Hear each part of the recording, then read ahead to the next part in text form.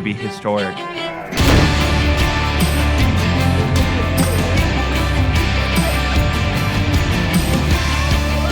Yeah, we're gonna have a great time.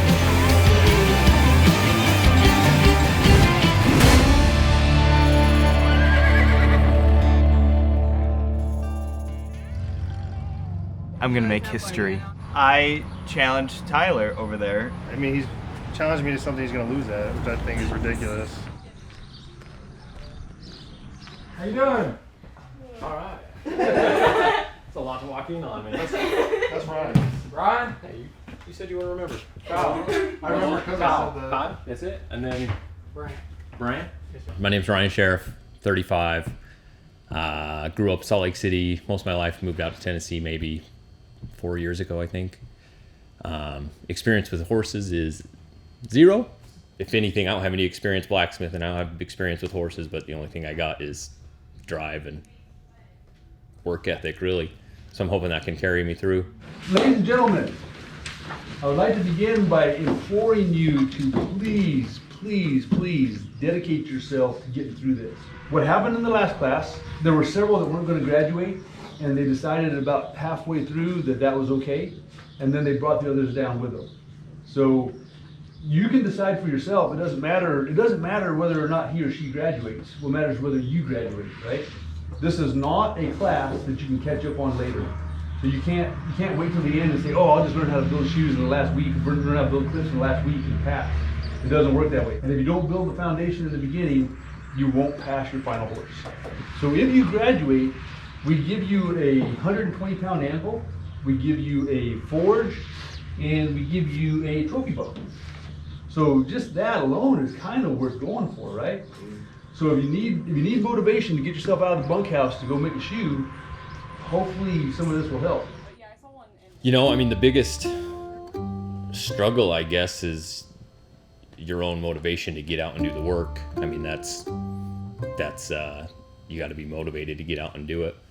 But I had a weird instance where I could go work for a butcher, slaughterhouse, whatever you want to call it. New to me, never hunted, never gutted an animal, never skinned anything like that. So I took it as a chance for life experience and went in, and the best part of the job was being around the livestock. I mean, it is what it is, so don't need to get into that, but it certainly set me up for this, I think. I mean, everything's kind of led to this, and it feels like I was made for it. It's going to be very different compared to when we did it, because when we did it, it was in March. So like we all had hoodies on and we're kind of cold, so the fire was really nice. Whereas for them, they're not going to be able to take enough clothes off. I went back to Minnesota. I had a lot of fun with it. Mark's really good friends with Chris, so that was kind of cool, and he was an examiner for a lot of like competitions and certifications and stuff, so he got to show me like a lot of things that insiders get to see. We shod from like 7 to 9:30 every day, so it was really heavy. I think the smallest number we did in the first week, I think, was 18. I got to get under a lot of horses. That was nice. I went to Colorado, so pretty far from her. But it was nice and cold there. And the guy I was with actually went here, so that was nice. I had a lot of the same stuff, but broke my thumb on the second day. Got it stuck in the trailer door. Made me learn how to not grip my tongs, so now I can actually work better. Forced learning. Yeah, I was forced to learn.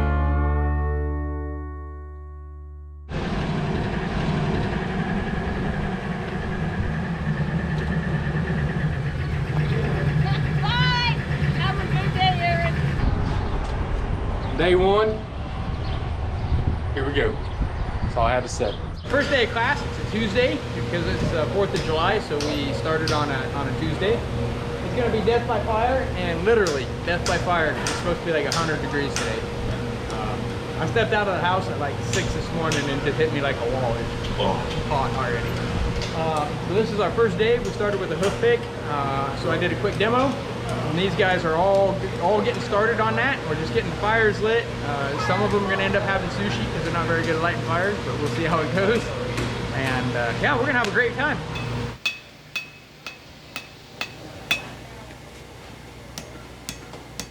Backside there, you got one. Is that it? One I need. Yeah.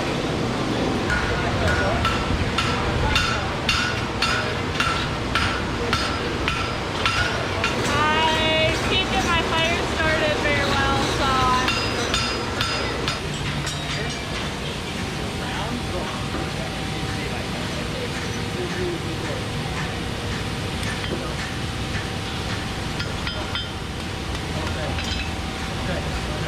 Put it in there and it was too hot. She burned in half. All that work for nothing. I've done a little forging, yeah.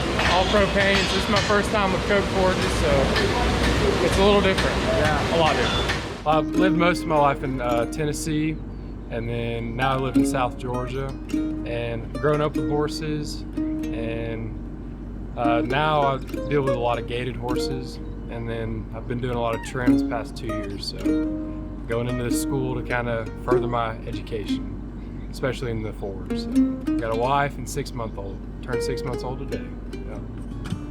Sacrifice for the future. That's the way I'm looking at it, I guess. Yeah. Come back and be in a better position than I was when I left. Getting tired? Getting hot? I don't have to work I'm doing better now. Got my fire started. Got a good looking hook.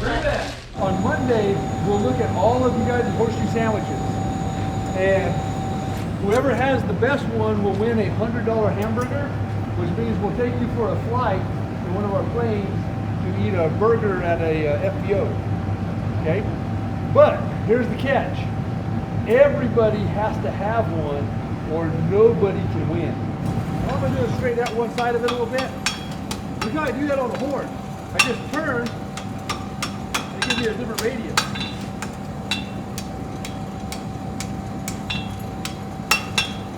That gives me a nice little handle. I'm going to start by opening it up. Just like that. So if you're making a halter hanger, you're done, right? Nail it to the tack room wall and they got a halter hanger. But I'm going to leave my tongs on the inside, bend it over on itself. I have that bent over like that. Put this on the inside right there. Give her a couple taps so they know each other. And then use a larger pair of tongs to hold that. So what you just saw is very important. I didn't hit it a lot of times, right? A couple of licks, but that's the important part.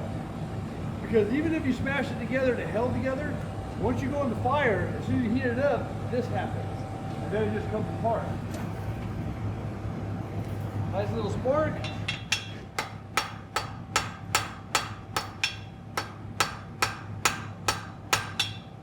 All right, once you have your first weld, quit hitting it. You got it welded. So now we're going to start making this a bar stock. So start straightening it as soon as you can.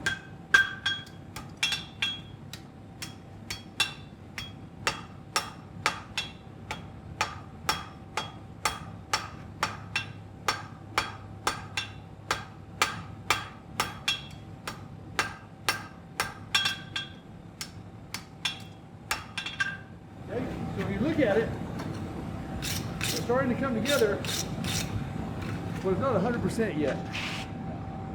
Okay, so it's starting to go, but it still needs more welding to make that end of it perfect. Whenever you're welding, you got to burn it a little bit. You got to push the envelope on that. So I'm just moving it under my hammer. My hammer's only going up and down, up and down, up and down, and my tong hand is moving it.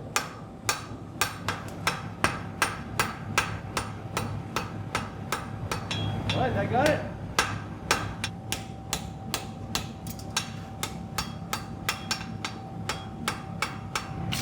And I want this project off the hammer. So what that means is no grinding, no rasping, none of that. You gotta make it with just your hammer and your forge. that look hard to make? Yeah, definitely. It's gonna take like 4 hours, half a day probably, maybe longer. If you graduate from the Heartland, which is a way harder thing to do than most people would ever imagine, we give you a 120-pound round horn legend amble, which is this amble right here. We thought we'd do a little bit of an unboxing and show you how to set it up. So if you have a new amble, oftentimes you'll find that the edges are so sharp that you end up cutting your clips off. Don't worry, you're not going to hurt your amble with a pocket knife. Or if you do, you're really strong, we got a really good pocket knife.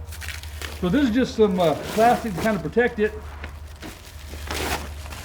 Just kind of draw your attention to that right there. Another thing I love about these ambles, they're made right here in America. God bless America. This is a flapper wheel disc, and one that's been used up a little bit, but that doesn't matter that doesn't matter for what we're doing here. These edges are dead sharp, which do two things for you, or against you actually. They're very easy to chip whenever they're that sharp. It's kind of like the edge of a horse's foot. If you don't put the bevel on it, then it can break very easily.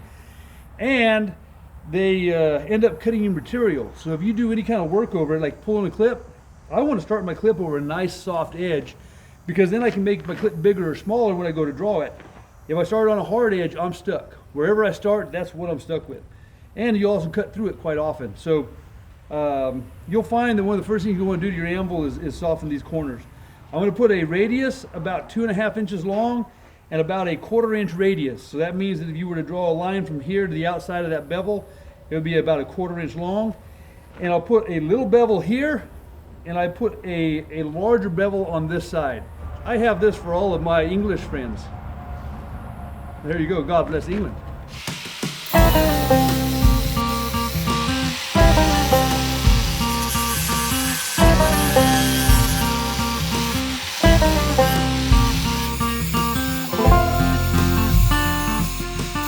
I'm very proud to be associated with Steve Hoselton and the rest of the gang there at Amble Brand.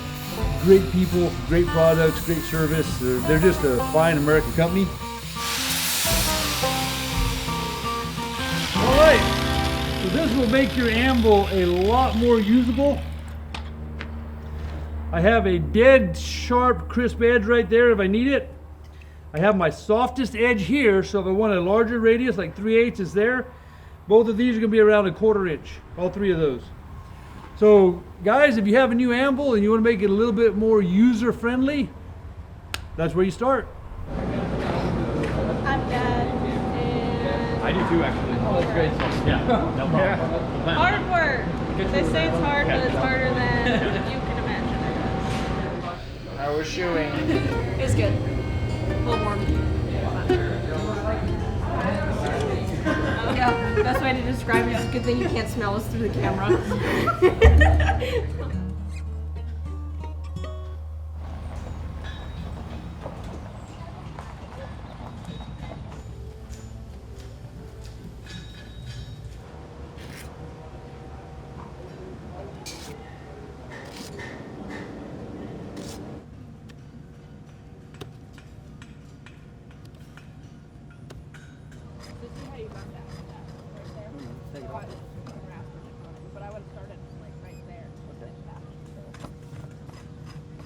I think trimming's been the toughest part so far. I don't know. Forge work's fun, but this, I think that's the toughest.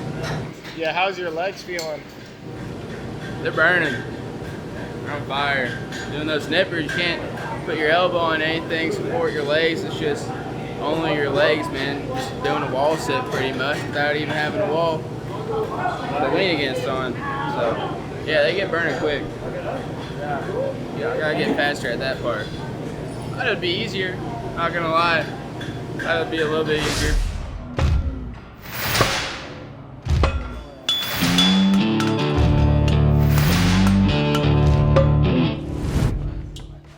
Smells fine. Where's the fork? Yo, it's hard.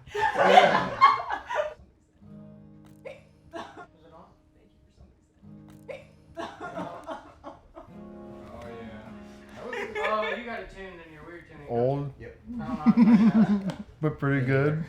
I won't stop eating it though. That's good.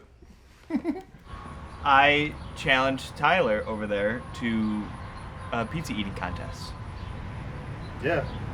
I mean, he's challenged me to something he's going to lose at, which I think is ridiculous. I disagree. I'm going to make history. It's going to be historic. Tonight, be there or be square. 5:30, sharp.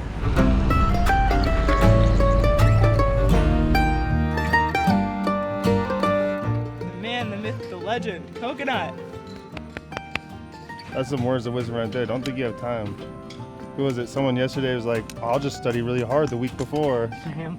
Oh man, don't be doing that. Don't be doing that. There we go. You think it's the second you have time, you have no time. That's just the fact right there. So how do you like the early start time for today? I love the early start time. I don't feel like I'm burning in a furnace. I think we should be done by noon at the latest. I've been honest, man. It's like 5 hours. And everyone's on a horse, right? Yeah. Shouldn't take anyone 5 hours to do a whole horse. You guys are a lot quicker than the first time you came here, huh? Oh man, it's cool because you see all the new people come in, and you're like, oh wow, maybe I have gotten like a little better.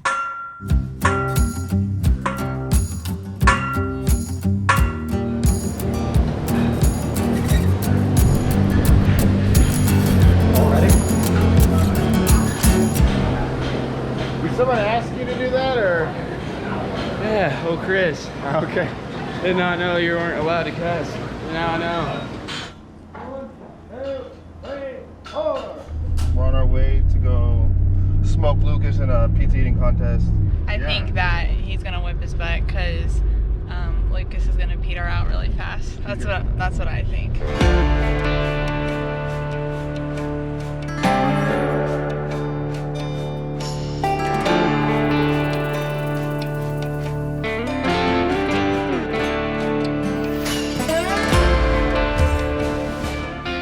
I feel very hungry, but I'm gonna push myself. You better give it everything you got. I'm gonna give it everything you got. Alright, it's beginning right now. She said she's just putting 5 pizzas in, so there'll be a lot more too. So, starting plate versus his starting Okay, we got plate. Luke with 3. See if you can finish that. You think you can finish it? You know, seeing that and this, it might be a little Alright, how many challenging. you got there? Is it 6? 6. Let me see for sure. Let's see video evidence here. It I is feel 6. okay. No breaks. And begin. Wearing the tie-dye is your challenger, Luke. Sporting the Anvil brand t-shirt is your defender, Tyler. Is the force strong with you? The force is strong. Alright. How you feeling, Tyler?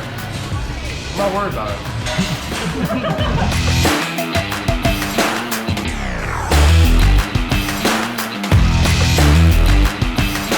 The intimidation factor is real. That's gonna be it. You still can eat more, right? Double stack. That's the way to do it. You don't gotta rush. I just finished 10 slices of pizza.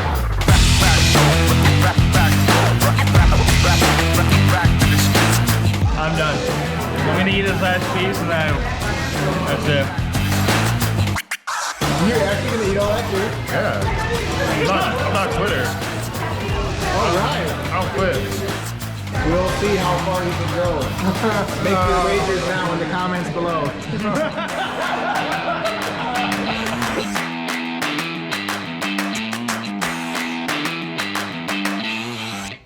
Walk in the park. I had to prove a point. That's why I did 18 instead of 15. Around 18, it started getting a little started coming up a little bit. Slow down. It was fun though. Luke seems to keep making bets he can't win for some reason. I don't really know the new people yet, but they all seem, really cool. I know me coming in to my first Wednesday when we first started doing horses, I was so nervous and, really worried that just not knowing what to expect really. So I think a lot of them are excited and kind of nervous too, but we were there, so I think we can be good support. The dynamic's about to shift. So we have a culture, or you could call it a personality, and every class will have one. So will it still be a hard-working personality, or will it be a lazy personality, or will it be You know, we don't know until it happens, but it's fun to watch. So, you know, with a little bit of a psychology background, a little bit of human nature interest, it's really interesting for me to watch these things develop. A lot of different personalities, a lot of different perspectives, accents. It's been interesting. So yeah, I'm excited. Yeah, a little nervous, but excited. More so excited.